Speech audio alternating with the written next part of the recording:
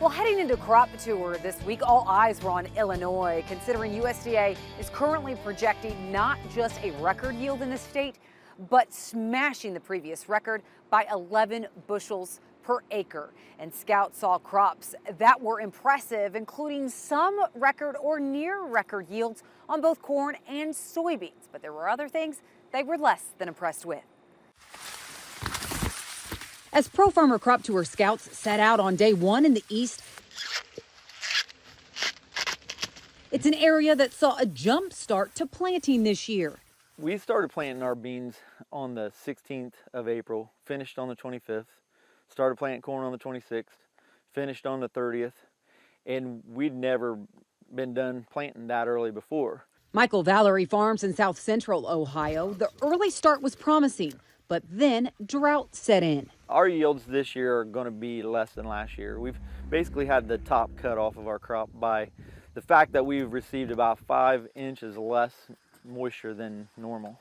The biggest concern in parts of Ohio this year is this. According to the latest U.S. Drought Monitor, 59% of Ohio is currently seeing some level of dryness. 1 year ago, that number was only 11%. So far, the drought has affected corn more than beans. But as Pro Farmer editor Brian Grady got into the cornfields and started peeling back the ears, 96 was the ear count. He uncovered a resilient crop. In terms of what's normal out here in Ohio over the years that we've seen on Crop Tour, this is an above average year. Grady has led the eastern leg of the tour for nearly 20 years, and he knew after last year's phenomenal corn crop in Ohio, he wouldn't find as good of a crop as he measured last year.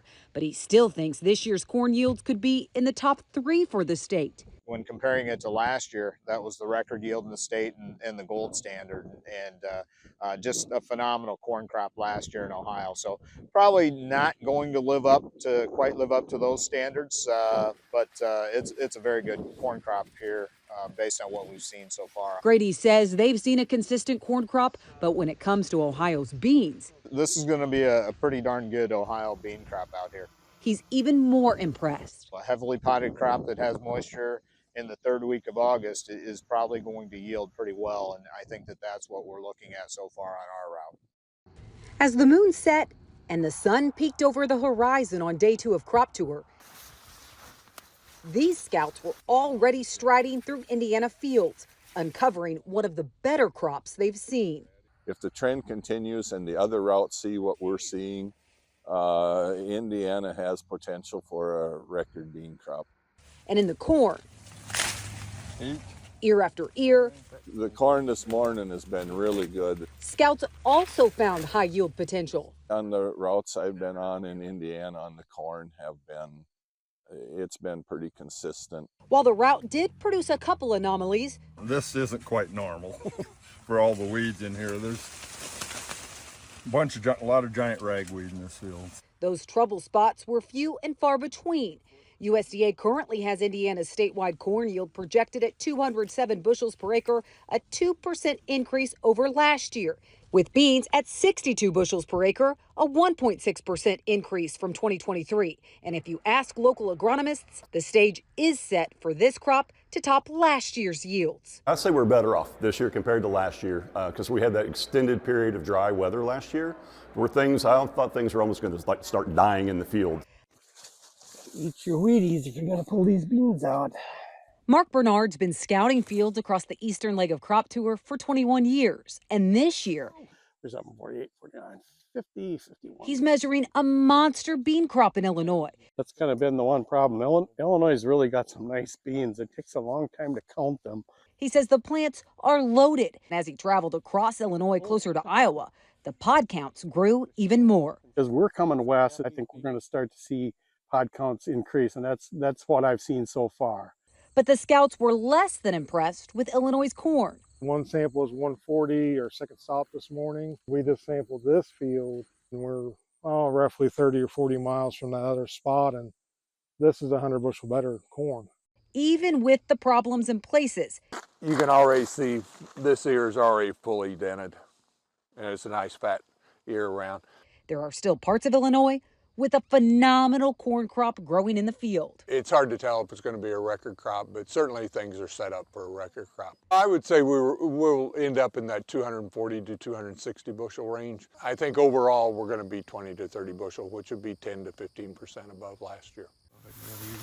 As scouts hit the road for the final day of crop tour, they saw some issues from the wet weather this spring. There's some tip back on them though. But for the most part, They're good kernel count. they were finding several fields of dreams in the east. We've been as high as 260. So the range is pretty consistently over 200 on this crop. Much of that due to good grain length and more kernels around than past years. I've seen a lot of 18s and a lot of 20s. Zach Egglesdahl farms around Mason City, Iowa, an area of northern Iowa that was too wet this spring. Last year we had a very good crop, a record crop in most spots. And this year we won't be there. We'll be off a solid probably 10 to 15%.